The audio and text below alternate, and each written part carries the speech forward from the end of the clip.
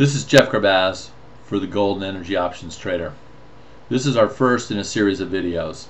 Tonight we're going to take a look at what we call the repair trade. James asked me to look at this because he feels it's a really unique part of our service and the opportunity that we present to people. We would all like for every trade to be a winner, but sometimes even a good trade can go bad.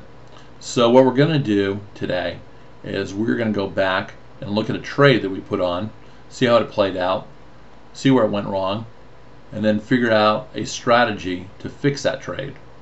So here's kind of the summary. What we're going to do is we're going to go back to the main page first, and we are going to go to our alert section, and we're going to go back and first look at when we put the trade on. So if we go back in time, we'll see that on January 25th, we went in and we said we're going to go long an energy ETF. So let me just kind of follow through the logic. We said the sell-off last week presents an opportunity for the bounce trade in energy. Therefore, we'll buy the February 125 calls in the oil service holders. List the symbol there. The break-even by expiration is 128.35. So that means that by expiration day in February, we needed the OIH stock price to get up to 128.35. The probability of the move back to at least 125, remember the stock was at 123.19 when we put it on, was 90%. The current price of the call was $3.30. So if we bought one call, the cost would be $330. So let's take a look and see what happened with this trade.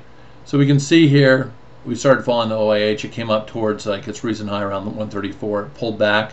It looked like this was going to be a good opportunity to get long the call, and it would bounce back up to here and we'd take our profits. Instead, what happened was it moved down into the mid kind of 1-teens, and then it bounced back up. So as we got to expiration Friday, on that Thursday we had a choice to make, which was either to just let the option expire or try and do some repair work.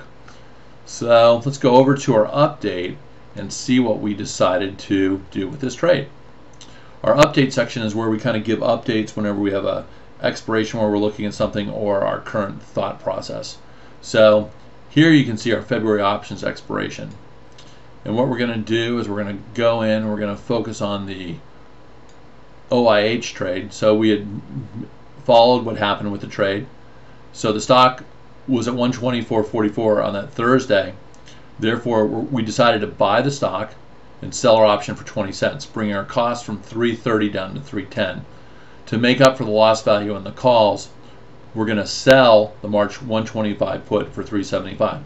So basically, as the stock price moves up above 125, as we get towards the March expiration, and the stock makes a move towards 126, 127, 130, the value of the March 125 put will come down and we'll have a profit. So how did this trade play out? So if we go back and we look at the price chart, what happened was the stock price started moving up. And as we got to here, we had a nice little profit, so we decided to take our gain. So if we go over to our alert section, we can take a look at this trade and see how the trade ended up playing out. So you will see on March 8th, we noted we're selling the OIH stock and buying back the March 25 put. Turned out to be a slight gainer. Let's take a look at what happened.